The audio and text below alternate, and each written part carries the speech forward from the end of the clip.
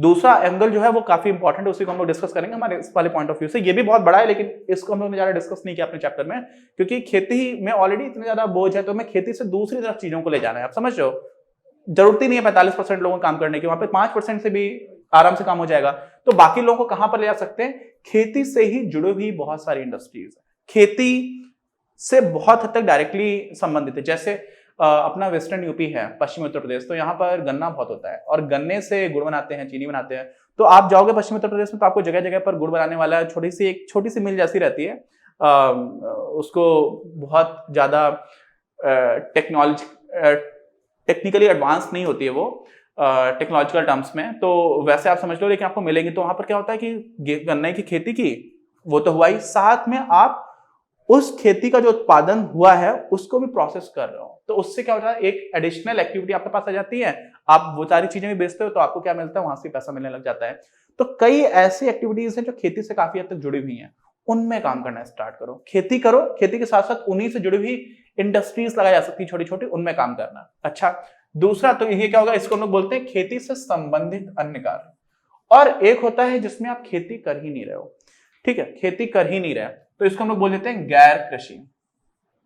ठीक, अब गैर कृषि में ही हम लोग ये सारी चीजें पढ़ रहे हैं। संबंधित अंधकार में तो मैंने बताया कि कुछ कुछ ऐसी इंडस्ट्रीज हैं इनको आप लगा सकते हो। गैर कृषि क्षेत्र में जो सीधा खेती में नहीं है लेकिन गांव की अर्थव्यवस्था में जिनका काफी इंपॉर्टेंट रोल है, उसमें काम किया जा सकता है। तो नॉन एग्रीकल्चरल हो गया, इस पे अपने को बहुत फोकस करने की आवश्यकता है। और साथ में इसी का एक सब सेक्शन है नए वैकल्पिक स्रोत, जो अभी तक जिस तरह के रोजगार होते ही नहीं थे। ठीक है, अब तो गांव गांव में अभी थोड़े दिन पहले टिकटॉक और यूट्यूब की लड़ाई चल रही थी काफी, फिर टिकटॉक को बैन भी कर दिया गया, तो उसमें भी अलग तरह की चीजें आई। गांव गांव में गली गली में आप टिकटॉकर्स मिल जाएंगे आपको, तो वीडियोस बनाने का सीन आ गया। मैं भी वीडियोस बना रहा हूँ, तो इस तरह के रोजगार पहले नहीं हुआ करते थे, लेकिन वैसा सीन भी बनने लगा है, तो वो भी किया जा सकता है। मतलब मैं उसको कुछ बुरी नजर से देखने की बात नहीं है। कई बार ऐसा होता है कि वहां पर आपका उतना अच्छा, बहुत कॉम्पिटिशन उस वाले फील्ड में, और पर्सनल लेवल पर उतनी अच्छी ग्रोथ नहीं दे रहा था, उतनी स्टेबिलिटी भी नहीं होती। तो टिकटॉक बंद हो गया, वैसे सीन भी होता है। तो अगर आप कुछ प्रोडक्टिव नहीं कर रहे हो तो उस तरह के खतरे भी आ सकते हैं, लेकिन बहुत सारे नए वैकल्पिक क्षेत्र खुलते चले जा रहे हैं, तो ये अच्छी चीज है। अब हम लोग गैर कृषि में जब बात करते हैं ना, तो गैर कृषि में भी कुछ ऐसे सेक्टर्स होते हैं जिसमें ग्रोथ का पोटेंशियल होता है, संभव है कि इसमें ग्रोथ होगी, है ना। लेकिन बहुत सारे ऐसे होते हैं जो ऐसे काम हैं जो सिर्फ और सिर्फ आपका सब्सिस्टेंस बेसिस पे चल रहे होते हैं। सब्सिस्टेंस समझते हैं, मतलब सस्टेनेंस कर पा रहे हैं आप, सिर्फ और सिर्फ आपका निर्वहन हो पा रहा है, आप सिर्फ अपना और अपने परिवार का मुश्किल से भरण पोषण कर पाएंगे, तो निर्वाह मात्र वाला ऑप्शंस भी होते हैं, तो उनको हम डिस्कस नहीं करेंगे। क्यों? क्योंकि हम ये चाहते हैं कि हमारे देश में जो ग्रामीण जनता है वो कुछ ऐसा उत्पादन करे, कुछ ऐसे रोजगार मिले जिसमें उसकी फैमिली इनकम बढ़ती जाए और उसको बहुत सारी चीजें की समस्या ना रह जाए। तो अब हम लोग समृद्धि में क्या क्या बात करते हैं, कृषि प्रसंस्करण का मैंने बताया था आपको, कृषि प्रसंस्करण और खाद्य प्रसंस्करण, मतलब इसको क्या बोलते हैं, जो आपका एग्रीकल्चर प्रोड्यूस है उसकी प्रोसेसिंग, प्रसंस्करण मतलब प्रोसेसिंग बोलते हैं, खाद्य प्रसंस्करण में फूड प्रोसेसिंग है। तो जो भी उत्पादन हो रहा है उसी को आप प्रोसेस करने लगो, वो चीज हो गई। फिर चमड़े का उद्योग है, इस पे भी काम किया सकता है, पर्यटन है, टूरिज्म है, इस पे भी काम किया सकता है। और ये सारी चीजें ऐसी हैं जो आपको अच्छा ग्रामीण अर्थव्यवस्था के हिसाब से अच्छा और ग्रोथ वाला रोजगार प्रदान कर सकती है। ऐसे ही हम लोगों के यहाँ पर परंपरागत रूप से जो गृह उद्योग हुआ करते थे ना, इनमें भी काफी अच्छा स्कोप है, पोटेंशियल है, लेकिन यहाँ पर समस्या आ जाती है इंफ्रास्ट्रक्चर की। आधारिक संरचना नहीं है, ट्रांसपोर्टेशन का सामान बहुत महंगा हो जाता है, लिंकेजेस बहुत डिफिकल्ट हैं, एक्सपोर्ट नहीं कर पाते हैं। वेस्टर्न यूपी में मुरादाबाद जैसे जगह हैं जहाँ का नक्काशी बहुत अच्छी होती है, उनको विदेश में भी मांग है। अब तो लोग अमेजॉन और फ्लिपकार्ट जैसे प्लेटफॉर्म पर भी अपना सामान बना करके बेचना स्टार्ट कर चुके हैं। चीजें बन रही हैं, लेकिन अभी भी बहुत ज्यादा जो एक संरचनात्मक माहौल चाहिए होता है ना, वो बहुत कम है। तो मिट्टी के बर्तन है, हथकरघा है, शिल्प है, तो ये सारी चीजें हैं, शिल्प कलाएं। अभी मैं उदयपुर में रहता हूँ, तो शिल्प ग्राम है यहाँ पर, वहां पर भी बहुत सारे देश भर के आर्टिस्ट आते हैं अलग अलग प्रदेशों के, तो वो दिखाते हैं कि किस तरह का काम कर रहे हैं। तो वहां पर ऐसा लगता है कि पोटेंशियल है, इनका मार्केट भी है, इनको अप्रिशिएट करने वाले लोग भी हैं, लेकिन लिंकेजेस नहीं है। तो यहाँ पर ये बड़े ही दुख की बात है कि ये चीज को पोटेंशियल मिल सकता है, और परंपरागत रूप से तो बहुत सारी बात ऐसा भी होता है कि आप कल्चर को भी बचा पा रहे होते हो। कई तरह के आर्ट फॉर्म्स होते हैं जो गायब होते चले जा रहे हैं। क्यों? क्योंकि उनकी मार्केट में पहुंच ही नहीं हो पा रही, मार्केट वैल्यू भी कर सकता है लेकिन मार्केट तक पहुंच ही नहीं रहा है। तो ये वाली चीज पर भी हम काम कर सकते हैं। ठीक, अब इसी में जो एक बड़ा एलिमेंट आता है वो आ जाता है किसका, पशुपालन का। ठीक है, एनिमल हस्बेंड्री बोलते हैं इसको। अब भारत में मिश्रित कृषि पशुधन वाला जो व्यवस्था है, मतलब इसका मतलब क्या होता है कि गाय भी रहेगी, गाय और बैल तो एक ही कैटेगरी में आ गया, भैंस भी हो गई, फिर उसके बाद से बकरी भी हो गई, भेड़ हो गई, इस तरह की चीजें। तो कोई ऐसा नहीं है कि एक नॉर्मली जो किसान है गांव में वो एक से ज्यादा तरह के जानवरों को रख रहा है। दूसरी चीज, खेती में भी चारा उगा लेते हैं बीच में, उसमें ज्यादा लोड नहीं आता जमीन के ऊपर, और आपस में ही क्या हो जाता है कि जो चारा उग करके आया वो फिर से जानवर खा लेगा, गेहूं के बाद भी जो भूसा होता है उसको भी मिला करके दे रहे होते हैं, तो कई सारी एक आपस में डिपेंडेंसी हो जाती है।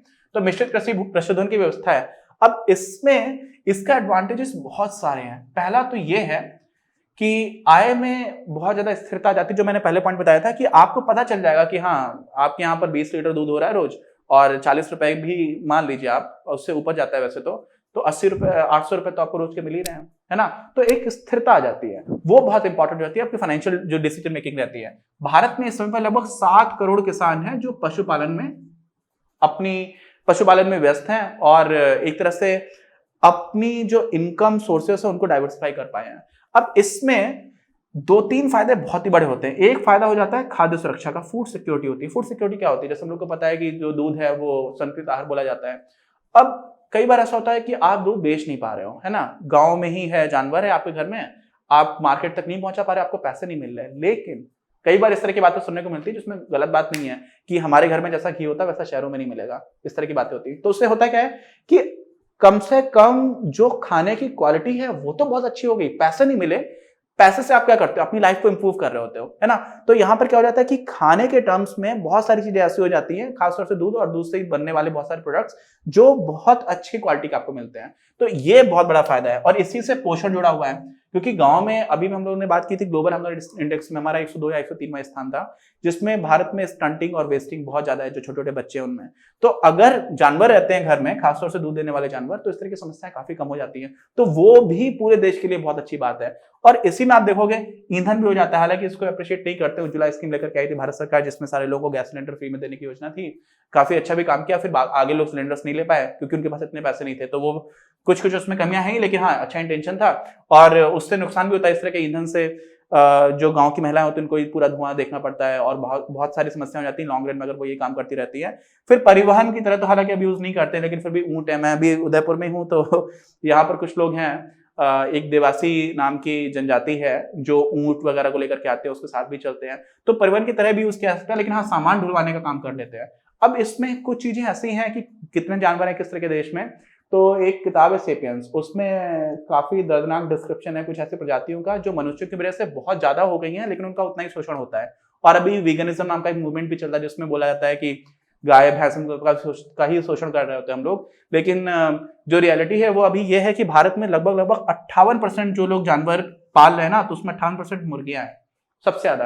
अंडे हैं, बाकी भी चिकन वगैरह लोग खाते हैं नॉनवेज का, तो सबसे ज्यादा 58% मुर्गी शेयर ले जाती है। और उसके बाद करीब करीब 24% में आपकी गाय और भैंस, गाय को हम लोग कैटल बोलते हैं और भैंस बुफेलोस, ये आ जाती है। अब इनकी कुल संख्या लगभग 30 करोड़ के आसपास है। तो नंबर के टर्म्स में 24% है, लेकिन 30 करोड़ जानवर हैं। और ऐसे ही हमारी जो भेड़ बकरी हैं 16% के आसपास, फिर सुअर करीब 1% के आसपास, उसके बाद घोड़े भी हैं, खच्चर वगैरह, खच्चर और टट्टू ये सबसे कम मात्रा में आ जाते हैं। तो ये सारे जानवर हैं जिनको भी लोग पाला करते हैं पशुपालन से, और इससे उनको एक अलग तरह की इनकम मिलने लग जाती है। अच्छा, अब इसमें कुछ चीजें हुई हैं जो बहुत ही ज्यादा अच्छी रही, इनको मेंशन करना जरूरी है। उसमें आता है एक ऑपरेशन फ्लड। हम लोगों ने ग्रीन रेवोल्यूशन पढ़ा था खेती में। ऑपरेशन फ्लड क्या था? ऑपरेशन फ्लड सिर्फ ये समझ लो कि किसानों ने जानवर पाले मेनली दूध के लिए, दूध में बाढ़ आ जाने को समझ लीजिए। दूध उत्पादन में बहुत अच्छा भारत ने परफॉर्म किया। 1951 में जब देश आजाद हुआ था, उसके बाद से अभी 2016 में, अभी तो 2020 चल रहा है, तो 10 गुने से ज्यादा प्रोडक्शन बढ़ चुका है। तो बहुत अच्छा यहाँ पर परफॉर्म किया है। अगर मिल्क प्रोडक्शन में आप देखोगे ना, तो ग्लोबल लेवल पर भी इंडिया काफी अच्छा परफॉर्म करता है, तो बहुत अच्छी चीज है। अब जो ऑपरेशन फ्लड था, हुआ क्या था इसमें कि छोटे छोटे किसान है वो लोग मिल गए।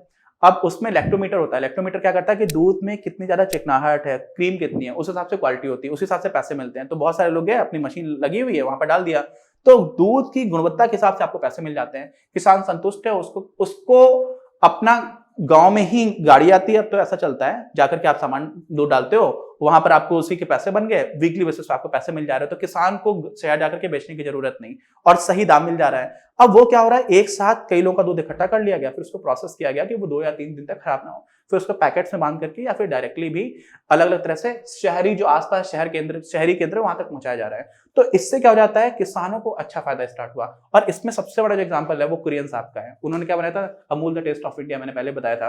तो गुजरात प्रदेश ने बहुत अच्छा परफॉर्म किया इसमें, फिर बाकी और स्टेट्स ने भी कड़ी कोशिश की है, उत्तर प्रदेश, आंध्र प्रदेश, ये सारे ऐसे राज्य हैं जहां पर ये काम काफी अच्छी तरह से हुआ है। कुछ और इंपॉर्टेंट पॉइंट्स हैं, मत्स्य पालन की बात है, एनिमल हॉर्टिकल्चर की बात है, उन सबको हम लोग करेंगे अपने अगले वीडियो में। कोई डाउट हो तो प्लीज कमेंट बॉक्स में लिखकर बताइए और मिलते हैं हम लोग अपने अगले वीडियो में। इस वीडियो के प्रायोजक हैं आप, और अगर आप ऐसे ही और वीडियोस बनाने में हमारी मदद करना चाहते हैं तो पैट्रियन पर जाकर या फिर स्क्रीन पर दिए गए QR कोड को स्कैन कर अपना योगदान जरूर दें। अपनी क्लास का उद्देश्य आप सभी के लिए आप ही की भाषा में गुणवत्तापूर्ण शिक्षा उपलब्ध कराना है। कक्षा 12 तक के सभी प्रमुख विषयों पर हम वीडियोस बना रहे हैं और कुछ विषयों पर वीडियोस आपके अपने चैनल अपनी क्लास की ही अन्य प्लेलिस्ट पर अपलोड भी हो चुके हैं। ज्ञान के प्रकाश से देश को सशक्त बनाने के हमारे इस प्रयास में इस चैनल को सब्सक्राइब करके और लोगों के साथ शेयर करके अपना बहुमूल्य योगदान जरूर दें। पढ़ेगा इंडिया तो बढ़ेगा इंडिया।